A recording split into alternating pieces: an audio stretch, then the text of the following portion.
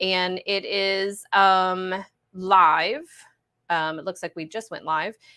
So we're going to be doing Coffee with Chris every Monday morning at 10 a.m. And this is with an expert of all different areas, not just real estate. I'm a mortgage broker, so it's not just about mortgages and all of that kind of stuff that pertains to it. It is pertaining to anything that someone is an expert in. So again, if it's somebody that I know that takes care of me, that I've learned something, whatever the case is, that's what we want to share with you. So for this week, I have Shane Isaac, which is a friend, a client, and I am his client. So he is with Shane Isaac with Gabor Agency, and he is a financial advisor.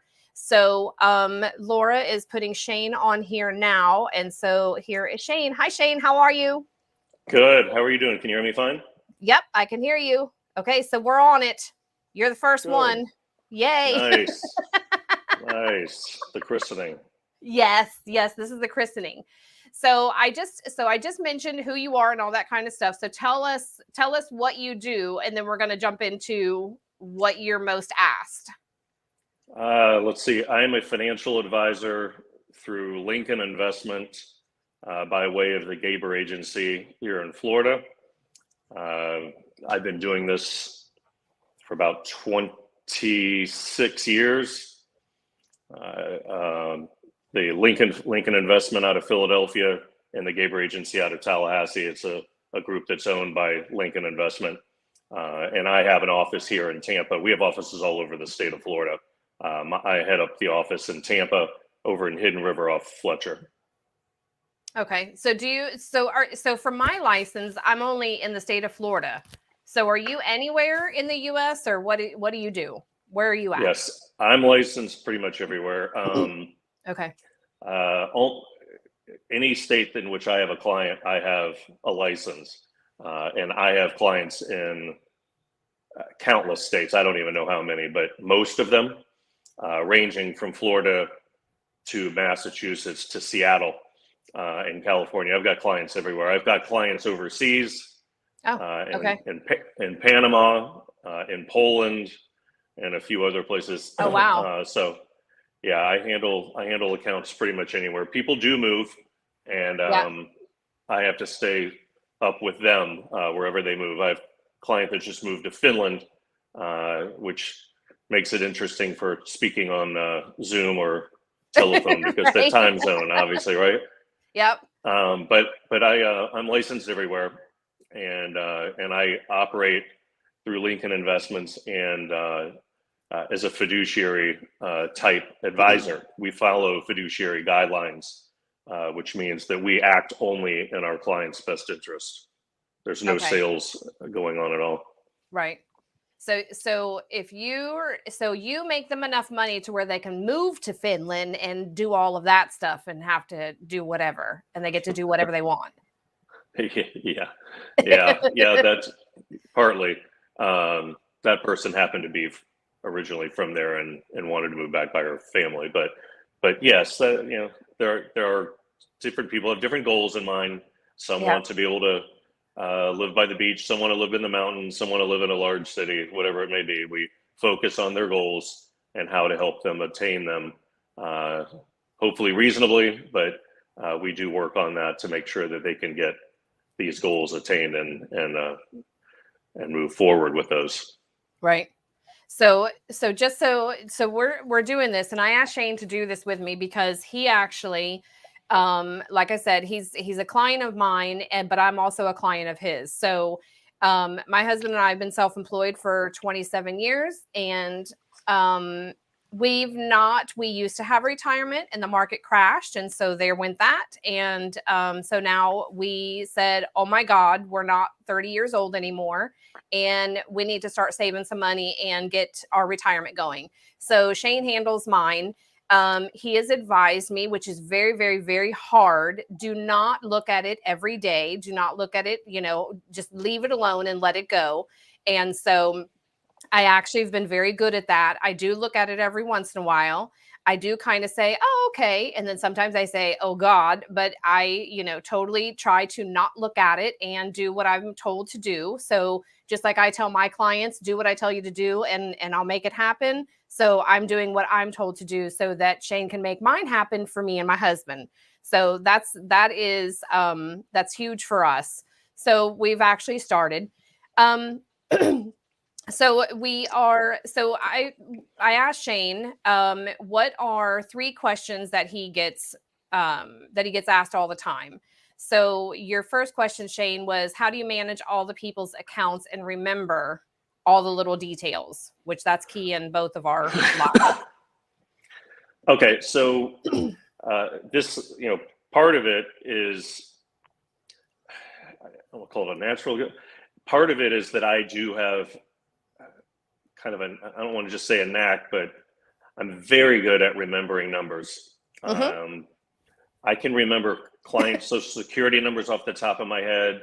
I can remember my zip code from when I was, 8 years old. Right. Weird, strange stuff like that. So I can remember numbers very easily. So it makes it very nice for me. So if I look at a client's account on a Tuesday and I study their account, if they called me Wednesday afternoon, it's still locked into my head, so I can remember everything that I've seen, even if I can't get to the computer to pull up their account on the spot when they call. I have it somewhat memorized, so that's been very nice. But I also go through these accounts so frequently that it's just fresh in my mind. So it's kind of a rotating visual of me going through the accounts and then starting over again from A, so to speak. And going through them again. And I keep doing that. So I have a very good idea, not only what they have, how much they have, where it's at. Because I do get a lot of phone calls when I'm not in front of my computer. And it makes it difficult to have to backtrack, go back to go online. So I like to be able to have it somewhat memorized. But I have a lot of clients, but I do keep that rotation, that visual rotation going so much that it makes it much more manageable. There'll come a point where I won't be able to obtain too many more, but we're not there yet. Yeah. We're not that old, Shane. No. Our memories are still good. So no, I got kids starting college very soon, so no. Well, I have my 3rd grandbaby due in 2 weeks. So yeah, I'm holding on to that I know my numbers and all that kind of stuff. So you're and that's probably why we get along and we know whenever we're talking or whatever is that things just make sense because I'm numbers and you're numbers. That's right. So that's always helpful. And again, if you're telling me to do something, then that's what I do because that's your expertise. But right. If you look at things often enough, you'll get a sense for the way things flow, right? If you follow the credit and interest rate environment enough, you'll have a very good grip on how things are working and how it's probably going to go, actually. Same goes with what I'm doing. I follow it enough and I keep my eyes on enough. I have a pretty good idea how your account is going to react over the next. Am I going to be a millionaire in 2 years? Very good. Yeah. I said very reasonable and attainable goals are, but if having a very good handle and feel for how things operate, when the Fed or the Fed or the market makes a change, you can kind of sense on how a particular person's account is going to react. Right. Right. So so instead of getting overly concerned, it can give you a sense of calmness of this is perfectly fine. This is normal type of behavior and routine. Right. It's part of the cycle. Yeah. And that's what so many people don't understand is, it's got to come back and forth somewhere, somehow, whatever the case is. And just. Absolutely. I'm not a gambler, but I don't even know if that phrase, let it ride, that's in, cards or whatever, if that's even something that, that you do or whatever, just close your eyes and let it ride, which I do that. I close my eyes and jump off the bridge. So I guess it's kind of the same thing, right? Yep. Letting it ride, quote unquote, is a very smart way to go about things if your time horizon is not short. If you have a short time horizon, that's a totally different ballgame. But it's a longer one, like most people have. Yeah, buckling up and sitting tight Right. is generally the smart way to go, and not be reactionary, and not to let the psychology or behavior get in the way.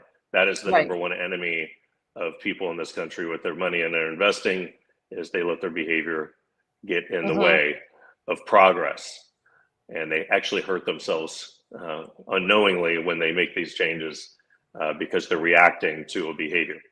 Right. Which I can see myself doing that. That's totally, that would be me. And that's why, again, I have to put my trust in you. Very So, normal. okay. So your second question is, how do you go about building portfolios for clients? Okay, those are okay. Individually, I do know I interact a little bit with other people to do what I do, and I just had a large meeting over at Franklin Templeton across the bridge, in which there were probably, I don't know, 50 other advisors or so from the general vicinity, from Jacksonville to Tampa. And some people like to have like big blocks where people are all in the same type of portfolio based on certain risk tolerance, and then they move things around based on the block. And aggressive investors, the moderate ones, the conservative ones, etc. I don't do that. Not many people do, but I actually create portfolios for people individually based on and try to tailor it to their needs, depending on their time horizon, their goals. A lot of people will have very similar portfolios because I like what I like. They'll be similar, they won't be the same. I don't have a single, other than a married couple, I do not have any portfolios that are the same at all. So I will create those portfolios, and they're not just done off of a menu with an eeny, meeny, miny, mo. It's done. I have a system where we use a lot of times we use Morningstar software, and we'll create it more in a mathematical sense based on risk, expected type of returns and reward. And they can be always adjusted, as they should be able to be. Things change, and they should be able to be adjusted, but I do create them individually. They're generally based on the person's goals, their time horizon, their risk tolerance, and my job is to really not only hear them tell me it, but to really try to understand, really, are they telling me true, an accurate description of what they're really like. Some people will give me the description that they're very, very they're risk averse. They don't mind, they don't want to take a lot of risk, right? Yet they expect higher rates of return, but those two don't jive. Same goes for the person who says they're fairly aggressive, and then if there's so much as just a speed bump, Right. In a year that they have a really tough time with it, that's probably not an aggressive person, with their investments. They just said it. But so it's my job also to feel out the actual truth of where they really lie. Because not everybody really knows, till they really experience the good, the bad, and all that. And that's experience is generally what helps settle those things down. But initially, some people, I need to find out really what they're truly about, not just what they say. So it's a little bit of a psychology game as well. Okay, so then I'm going to elaborate on that. So because I can only use my situation. So with me, it's my husband and I. We have no retirement. We are now, which I don't, I'm not one of those people. Oh my God, I can't tell you my age. I'm 51. He's 52. So for us, it was like, okay, do I plan on retiring? Would I love to retire in a few years? Absolutely. Is that reality? No. And so I know that I came to you and, okay, what do I do? How do I do everything else? And so, sure, I want the biggest bang for my buck. And so you had mentioned about putting together like married couples or whatever. So like, how do you psychoanalyze? Is that the right word? Me? Yeah. Yeah. Actually, yeah. And it comes, I didn't have this amount of skill at doing that when I was younger, but you have to start somewhere. People had to trust me somewhere along the line, right? So I could get this experience. But after all of this time and handling a very large book of business Mm-hmm. with a lot of people. Everybody's different. They're all Right. similar in some ways, obviously, but yeah, you have to be able to psychoanalyze or whatever, the people that you're speaking with. And if you listen, which is an art form that people probably should try to master a little bit more. If you actually listen, you can pick up things that are very helpful Mm-hmm. in any arena, not just mine, but in any arena. So listening to you guys allowed me to take mental notes and then take and act on those. And it turns out that I think so far we've been pretty accurate with everything. Mm-hmm. So that's worked out fine. But Right. that's the way it is with a lot of people, though. Well, and that's funny that you say that because I kind of have to do the same thing with what I do is, you have all of your hats and, there's on my wall over here a invisible, attorney's license and counselor and marriage counselor and financial advisor and all that kind of stuff. But Yeah, but that's the same thing that I kind of have to do is, okay, what is your goals in order to fit you into the right thing? So it's, correct. yeah. So that's okay. That's correct. I mean, you're right. If I'm meeting with an individual, that's one thing. They're telling me how their lives go. And then when I meet with the pair together, if this is a Mhm. married couple, possibly, if they're Right. married, I meet with them together, I get a totally different set of answers and vibe from the other person that wasn't there the initial meeting. Right. And so I understand a lot of times when I'm meeting with one, that's not going to be the exact same verbiage and train of thought that I'm going to get from the second person when I see them. So sometimes they're accurate, but a lot of times they're not. I mean, but you have to kind of flow with things and listen, and you'll start feeling the course of the river, so to speak, and how things are operating. Right. And then you can make more accurate decisions on what to do and some suggestions. But yeah, you have to listen. Yeah. Well, I can tell you that Andy just says do whatever you think is best, Chrissy, and keep going. So I can tell you that that's how we are, but that's not always the case. Right, right. No, that's Okay. how most households are. Yeah. Well, that's good then. That means you have trust in your spouse. Okay, so your third question that you are asked a lot is how do you always stay so calm when the market is so volatile? Okay, so that has not always been the case, and rightfully so. I started doing this work at the end of 95, beginning of 1996. Mhm. And so the first 4 years or so of my career, everything that I placed people in went up because everything went up. You could throw a dart at the Right. menu and make money in the late 90s, Right. right? Especially in the latter part of the 90s. Mhm. And then the change of the millennium came about with the dot-com bubble burst, which was not enjoyable at all because a lot of people were very, very high on being in tech funds at the time, which Mhm. me too. Mhm. And those got hit really hard. And as they were being hit, trying to recover somewhat off the chain of millennium of the dot-com bubble burst, we had this extraordinarily unfortunate event in September of 2001, which also caused the marketplace to have some serious problems Oh for a yeah. short period of time. That was piggybacking on 2000. Right. Then we had 2002 that had a natural, not recession, but a natural correction in the market. So you had 3 years in a row of negativity, basically, with the stock market. Bond markets and some others were not so bad, but stock market's different.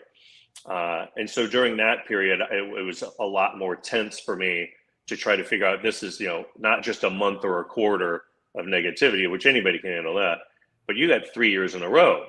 Mhm. And that really calloused me, so to speak, and seasoned me, to say the least, for down the road because I had been through this. So you go a few more years after that, and then 2008 came about with a large variety of problems within the banking and mortgage industries, et cetera, correct? The lenders, especially a lot of the large mega banks, that caused a huge amount of problems. Just a massive, storm hitting at the same time. One of these things that you probably won't see again in your lifetime. Just a very odd scenario. So we were coming out of this 3-year period in the early 2000s, 2008, the worst year we've had in 70 years. Everybody's having panic attacks at that time, or at least a lot of people were. When we started rising out of 2008, I'd say in March of 2009, when things started on their recovery or turnaround, you could smell the sun or the light at the tunnel kind of peeking its head, right? And at that time, I started realizing you almost sense a natural cycle. Even though 2008 was man-made, there's a little bit of a cycle that was starting to be realized, that things can go from great to nasty, and the sun will come again.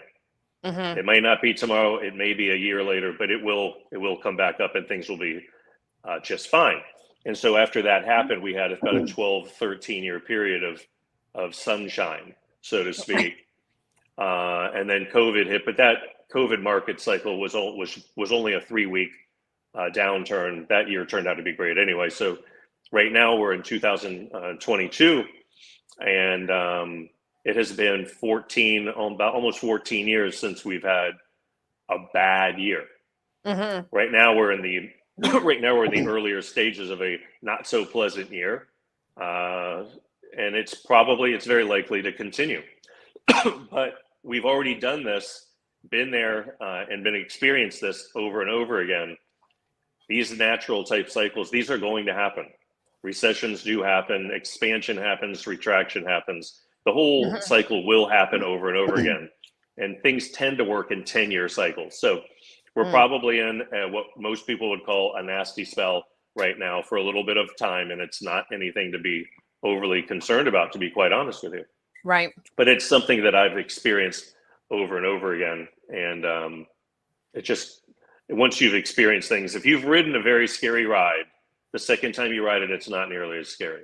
You ride it 10 more times, 10th time, it's nothing. Well, and my head was just there. We're at the top of the roller coaster possibly, and we're like hanging over, looking down. And so that's, Yep. So it's just a natural cycle, and it's a ride that I've been on countless times, and you have to have some faith. You don't have to have too much here, because it's more of a natural cycle, but things will pop back around. Right. It's not so that bad. There's the crap part of it, but there's always light at the end of the tunnel at some point. You just have to. Right, and there's always a clover that sticks its head up along the way too. Right now, the things that are reacting positively for people right now would be an area in the market which would be called large cap value. Large cap value is probably holding its own quite well right now, actually, and making a little bit of money. Those are the very, very large companies that are dividend producing, more boring giant companies that aren't going anywhere. They're kind of plugging along a little bit. Everything like else growth oriented. Are you talking about like a Coca-Cola or Chevron? Yeah, okay. Some of these companies are some big companies like that. They're some of the giant pharmaceuticals. They can continue to trudge along. They're not there to grow their stock to the moon. Right. Merck is not going to operate as a corporation the same way, say, as Teladoc or Tesla, for that matter. Even though Tesla is large, they're very much a growth company, and they're aiming to really, really expand on that stock price of theirs. So you have to be able to take the good and the bad. Right. But large value seems to be a nice area to be in this calendar year. Okay. Well, I learn something whenever I talk to you all the time or whatever. So, I mean, and the whole reason I'm doing this is to, educate people. So, tell me, we've got about, I think, 5 minutes left. So tell me, so if somebody wants to do and jump in and get their crap going, where do they call you at? Where do they call me? Oh, they would, if somebody wanted me to assist them or discuss things with them, even as a preliminary, some advice, my suggestion would be to call my cell. My cell line is 813 263-9107. That's the easiest way to get me. I'm very reactionary and I'm very quick to respond with myself. Okay. And Laura will put that on here, whatever, too. And then do you want us to also share your email address too? Sure. I have an email address for work, and that is SISAAC, SISAAC at Gabor, GABOR, F as in Frank, S as in Sam.com. Okay. SISAAC at GaborFS.com. Okay. Well, I hope that you enjoyed being on here today. I did. Like what you said, we christened it, so that's good. So yes, I've been stressing out to get it going. But I've told Laura is my marketing assistant, and so I've told her, for a little bit now, okay, we need to get Shane on here because I knew you would be a perfect one to be on here. So well, I appreciate the invite. Yeah, absolutely. So I am, we've got a couple minutes left, and I know that Mother's Day is coming up, and this is not a promotion, a whatever, but we are doing coffee, which I'm putting my logo on my cup, but this is an Ember cup. And if you need to give yourself something for Mother's Day, my boys got me this for Christmas, and it is the best $100 or whatever that they've spent. And it's Bluetooth and it heats up my coffee. So I've been drinking hot coffee while we've been talking all this time. Shane's, I don't know if yours has been hot or not, but mine has. Mine is now cold.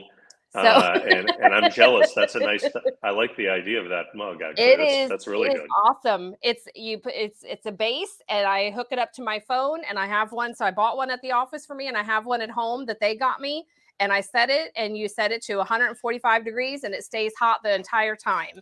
So because we're always jabbing on the phone and our coffee gets cold. So yes. So yeah, so that's a great gift. Yeah. So buy one for Amy. I think I will, actually.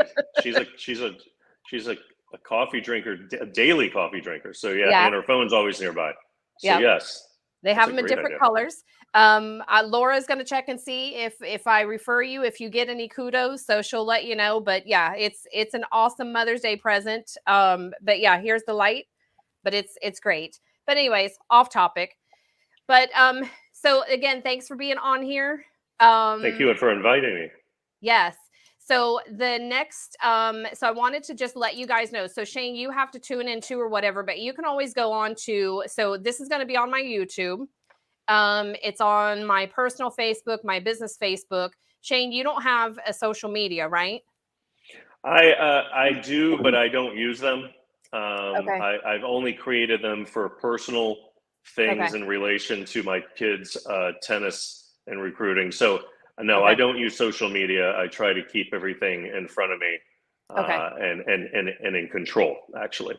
Okay. So Shane's best contact is not social media. It is the email and the phone number. If you want to go back and listen to this and, catch some other kudos or whatever that we've been talking about, it is on both my personal and business Facebook. It's on my Instagram. It'll be on TikTok because I'm now on TikTok. That's just a whole nother thing.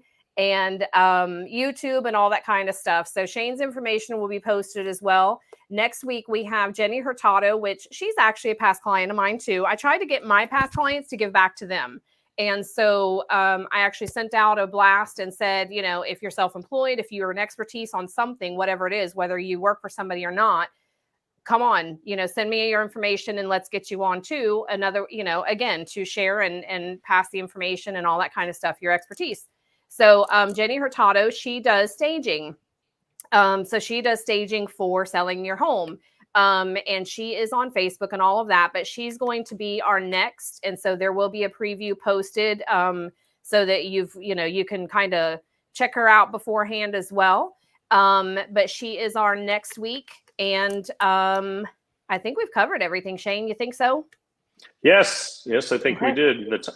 I really appreciate you inviting me on. You've been very helpful to me and my family as well.